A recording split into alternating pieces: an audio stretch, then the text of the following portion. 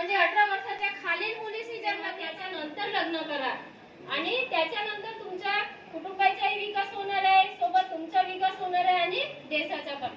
आता त्याच्यानंतर आहे बालकामगार आणि बालमजदुरी. बालकामगार म्हणजे काय? तर बालकामगार हा बाल न्याय अधिनियम 1-2 कार्य करू शकत नाही आणि जर 14 वर्षाखालील मुलगा किंवा मुलगी यांची जर पिळवणूक होत असेल, त्यांना जर मजुरी करून घेतली जात असेल, त्यांना शिक्षा होते. खालील मुला मुलींना कोणत्याही जागी कामावर ठेवणे हे कायद्याने गुन्हा आहे.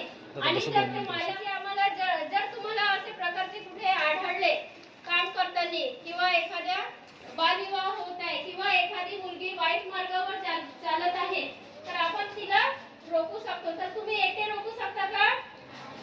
त्याच्यासाठी तुम्हाला आमची मदत घ्यायची आहे. आमचा टोल फ्री क्रमांक आहे 1098 112 112 हा पोलीस कंट्रोल रूमचा नंबर आहे आणि तुम्ही याच्यावर कॉल करून त्या मुलीचे. तेव्हा ते शाळेत जायचे, तर एक छोटासा मुलगा शाळेच्या बाहेर उभा होता. तर तो मुलगा कशाकरिता 2 रुपये कमवून नोव्हेंबर 1 ऑक्टोबर 2007 ला अंमलात आणले गेले. बालविवाह म्हणजे काय हे तुम्हाला माहीतच आहे. करू नका. आता इथे येताना आम्हाला एक सध्या न्यूज मिळाली की खरंच 1 वर्ष आधी बालविवाह झालेला आहे, है ना. म्हणून हे बालविवाह रोखण्यासाठी कैलास सत्यार्थी सर यांनी काय केलेलं आहे, घरोघरी जाऊन आणि हे उपक्रम राबविण्याकरिता सांगितलेलं आहे. नंतर बाल संरक्षण कायदा हा 2015 मध्ये अंमलात आलेला आहे आणि कलम 14 नुसार बालकांचे जे तपशील आहे ते उघडीस जर त्यांनी केले त्यांना सुद्धा कारावास आहे, शिक्षा आहे. तसेच 2 वर्षाची शिक्षा आहे. तसेच कलम 75 नुसार बालकांशी क्रूरपणाने म्हणजे रागाने किंवा असा याचाने व्यवहार करू शकत नाही, कोणी नाही करू शकत, त्यांना सुद्धा 2 वर्षाची सजा आहे. तसेच कलम 75 नुसार काय आहे, बालकाचा आपण भीक मागू शकत नाही. आता बाल तस्करीचे खूप प्रमाण वाढले आहे की नाही. लहान मुलांना किडनॅप करून त्यांच्याशी हातपाय मोडून त्यांच्याशी भीक मागवतात की नाही मागवतात. म्हणून आपल्याला या छोट्या गोष्टी पूर्ण काय पाहिजे, माहित पाहिजे. मॅडमने तुम्हाला टोल फ्री नंबर सांगितलेला आहे. तुमच्या आजूबाजूस किंवा समाजामध्ये किंवा तुमच्या घरामध्ये किंवा तुमच्या नातेवाईकामध्ये जर असे प्रकरण घडले तर त्या टोल फ्री नंबरवर तुम्ही कळवा. तसे 2012 ला पास्को नियम लागू करण्यात आले. पास्को नियम म्हणजे काय, तर लैंगिक अत्याचार, बालविवाहावर होणारा लैंगिक अत्याचार.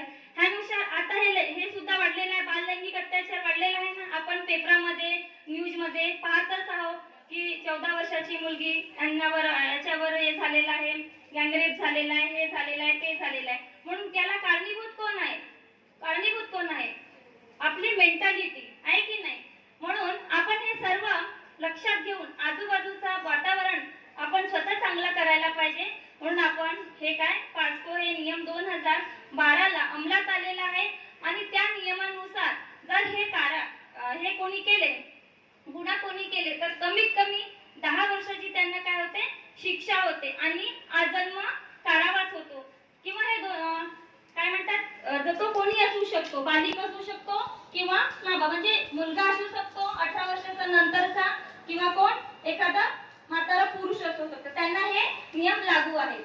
म्हणून काय आहे, प्रत्येक गोष्ट जर आपण एक मुलगी शिकली किंवा एक मुलगा शिकला तर आपला घर शिकतो की नाही. आज मला माहित झालं, मी तुम्हाला सांगेन, तुम्हाला माहित झालं, तुम्ही दुसरीकडे सांगणार की नाही. म्हणून आमच्या NGO तर्फे ही माहिती घरोघरी दारोदारी गाजविण्यासाठी आम्ही हा उपक्रम 1 तारखेपासून तर 16 तारखेपर्यंत करत आहोत. ठीक आहे. गोंदिया जिल्ह्यातील सर्व लोक